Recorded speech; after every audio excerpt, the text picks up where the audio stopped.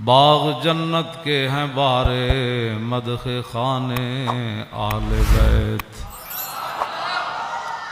تم کو مژدہ نار کا اے دشمنان اہل بیت۔ ان کے گھر بے اجازت جبریل آتے نہیں، قدر والے جانتے ہیں قدر و شان اہل بیت۔ اے شباب فصل گل یہ چل گئی کیسی ہوا، کٹ رہا ہے لہلہاتا بوستان اہل بیت۔ سر شہیدان محبت کے ہیں نیزوں پر بلند، خدا نے اور اونچی کی قدر و شان اہل بیت۔ زخم کھانے کو تو آب تیغ پینے کو دیا، زخم کھانے کو تو آب تیغ پینے کو دیا، خوب دعوت کی بلا کر دشمنان اہل بیت، خوب دعوت کی بلا کر دشمنان اہل بیت۔ مامون الرشید جو حکمران تھا، انہوں نے قسطنطنیہ کے عیسائی بادشاہ کو، قسطنطنیہ تو سلطان محمد فاتح نے بعد میں فتح کیا، جو آج ترکی ہے، استنبول ہے، وہاں عیسائیوں کی حکومت تھی۔ تو مامون الرشید نے خط لکھا قسطنطنیہ کے حکمران کو کہ یونانی فلسفے کی جتنی کتابیں ہیں اور جو آپ نے نئے نئے علوم ایجاد کیے ہیں وہ ساری کتابیں ہمیں بھیجو۔ اس وقت تو مسلمانوں کا ہی آرڈر چلتا تھا۔ وہ بادشاہ گھبرا گیا، اس نے اپنے پادریوں سے مشورہ کیا کہ مسلمانوں کا حکمران ہماری یونانی فلسفے کی کتابیں اور دیگر جو ہے جدید علوم کی کتابیں منگوا رہے ہیں اپنے ملک میں پڑھانے کے لیے، تو کیا ہم دے دیں؟ کہیں مسلمان ہم سے آگے تو نہیں نکل جائیں گے؟ تو ان کا جو بڑا پادری تھا اس نے کہا کہ ساری بھیجو، ساری کتابیں بھیجو۔ اس نے کہا کیوں؟ اس نے کہا جب یہ ہماری کتابیں پڑھیں گے نا فلسفے کی، تو پھر یہ قرآن و حدیث بھی فلسفے سے سمجھیں گے، پھر یہ امام حسین کی شہادت پر بھی فلسفہ شہادت بیان کریں گے، اور معراج شریف پر بھی یہ فلسفہ معراج ہی بیان کریں گے، اور نماز پر یہ فلسفہ نماز ہی بیان کرتے رہیں گے۔ ہاں جی، ان کو پھر ہر بات جو ہے وہ ہماری عینک سے یہ اپنا دین پڑھیں گے، فوراً بھیج۔ تو آج بات وہی ہے، فلسفہ شہادت تو بیان ہوتا ہے، لیکن بتاؤ شیخ کہ ابن علی آیا تھا کیوں میدان میں، بتاؤ شیخ کہ ابن علی آیا تھا کیوں میدان میں، گر ہو سکتی تھی حجرے میں شمع ایمانی روشن۔ فلسفہ شہادت، ساری فلسفہ شہادت۔ تو اس کی بات، اس پادری کی بات کتنی عجیب تھی کہ بھیجو بھیجو، یہ جب قرآن بھی پڑھیں گے تو پھر فلسفہ قرآن ہی بیان کریں گے، فلسفہ حدیث ہی بیان کریں گے، انہوں نے اور کوئی بات نہیں کرنی۔ اس کی وہ دور رس نگاہیں اس پادری کی دیکھ رہی تھی۔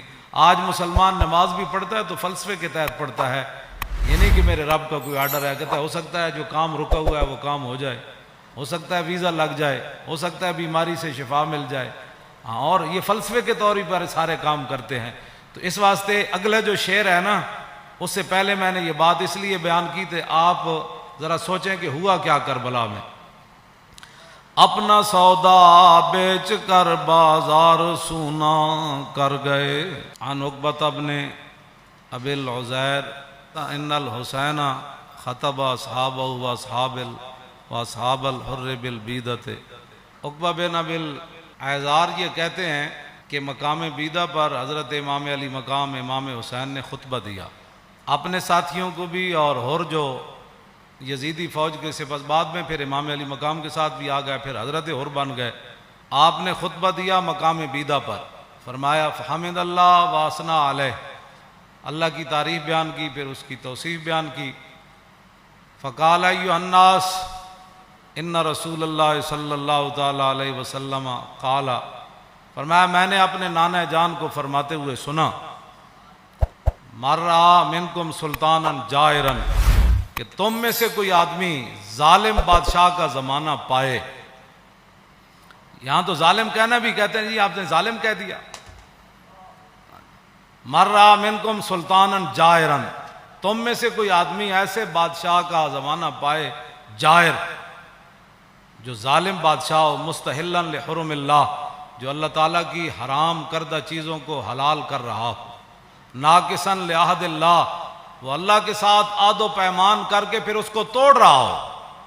کلمہ پڑھنے کے بعد تو پھر نگاہ اور بندے کا رخ اور بندے کی ساری باتیں پھر ادھر ہی ہونی چاہیے نا. لو جی مرّا منکم سلطانا، اے مولا حسین دا خطبہ ہے، مرّا منکم سلطانا جائرا مستحلا لحرم اللہ ناقصا لعہد اللہ مخالفا لسنت رسول اللہ، اور یعمل فی عباد اللہ بالاسم والعدوان.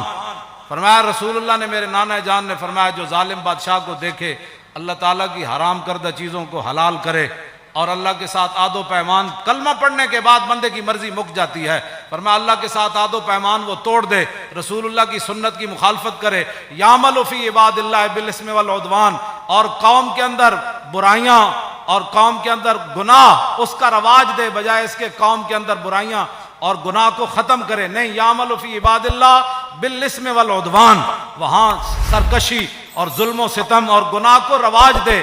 فلم یغیر علیہ بقول ولا فعل وکان حقا علی اللہ ان یدخلہ مدخلا. مولا حسین فرمانے لگے کہ پھر میرے نانا جان نے کیا فرمایا، ان حالات کو دیکھ کر کوئی بندہ اپنی زبان سے اور اپنے ہاتھ سے اس ظالم کا ہاتھ نہیں پکڑتا تو اللہ رب العالمین قیامت والے دن جس جگہ اس ظالم کو داخل کرے گا نا، وہ تماشا دیکھنے والے کو بھی داخل کر دے.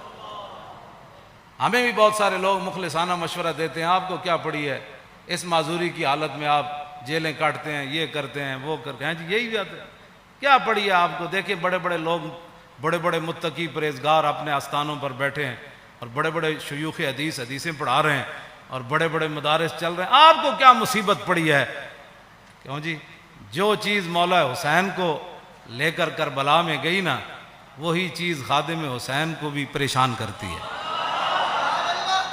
آگے آپ نے کیا فرمایا، الا ان ہؤلاء قد لزموا طاعۃ الشیطان وترکوا طاعۃ الرحمن واظہروا الفساد وعطلوا الحدود واستاثروا بالفیء وانا احق بالغیر.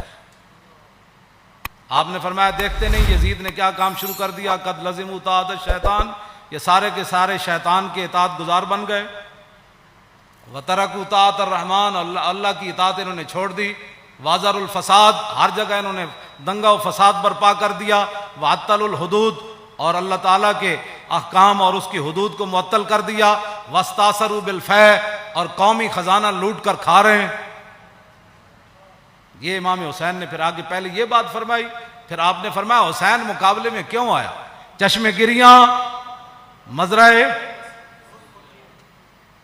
اور گلا کٹ کر نمازے، اور شمر کا خنجر گلوئے خشک پر چلتا رہا، اور بزم حق روشن رہی اور حق کا دیا جلتا رہا. اے امام علی مقام فرمایا وانا حق بالغیر، فرمایا حسین سب سے زیادہ حق رکھتا ہے کہ یزید کے مقابلے میں آئے.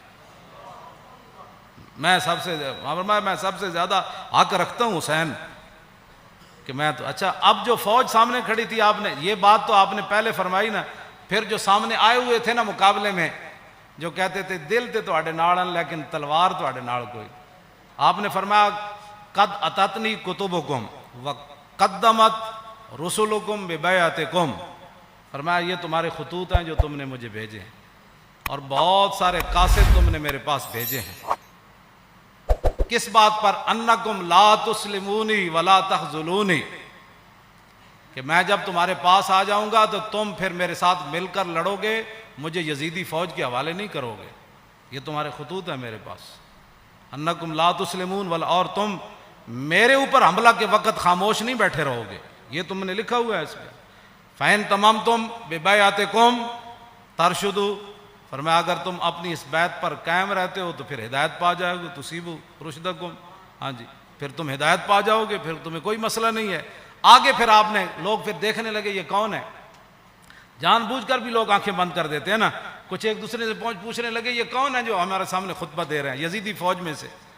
تو فرمایا فانا الحسین ابن علی وابن فاطمہ بنت رسول اللہ. فرمایا جانتے ہو کہ میں حسین بن علی ہوں اور میں سیدہ طیبہ طاہرہ فاطمہ الزہرا کا صاحبزادہ ہوں. جانتے ہو مجھے؟ نفسی ما نفسکم والی ما آلکم فلکم فی اسوۃ. آپ نے فرمایا یہ مت رکھنا کہ حسین تمہیں میدان میں چھوڑ کر چلا جائے گا. جہاں میں رہوں گا، جہاں تم رہو گے، حسین تمہارے ساتھ رہے گا. جہاں تمہارے اہل و عیال ہوں گے، حسین کے بچے بھی وہی ہوں گے. نفسی ما نفسکم والی فلکم فی اسوۃ. اے مولانا جملہ بڑا عجیب ہے. فرمایا حسین کی زندگی کیا تمہارے لیے نمونہ نہیں ہے؟ اے میرے بچے سارے میں بھائی ناڑ لے آیا، سارا خاندان لے آیا. حسین کے میرے فلکم فی اسوۃ، تمہارے لیے میری زندگی ایک نمونہ ہے کہ میں سب کچھ دین کی خاطر لٹانے کے لیے آ گیا ہوں. وَإِن لَّمْ تَفْعَلُوا وَنَكَثْتُمْ عَهْدَكُمْ فَخَلَعْتُمْ أَعْنَاقَكُمْ مِنْ بَيْتِكُمْ فَلَعُمْرِي مَا هِيَ فِيهِ لَهُ نُكْرَةٌ. آپ نے فرمایا کہ اگر تم میرا ساتھ نہیں دیتے اور جو تم نے وعدے کیے وہ توڑ دیتے ہو، میری بیعت تم ختم کرتے ہو، تو اللہ کی قسم مجھے اس پر کوئی زیادہ تعجب نہیں ہے. لَقَدْ فَعَلْتُمُوهُ بِأَبِي وَأَخِي وَابْنِ عَمِّي مسلم.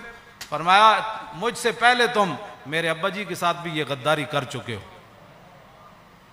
اور میرے بھائی حسن کے ساتھ بھی تم غداری کر چکے ہو، اور میرے چچا زاد بھائی مسلم بن عقیل کے ساتھ بھی غداری کر چکے. وَالْمَغْرُورُ مَنِ اغْتَرَّ بِكُمْ فَحَظَّكُمْ وَأَخْطَأْتُمْ وَنَصِيبَكُمْ دَيَّاتُمْ.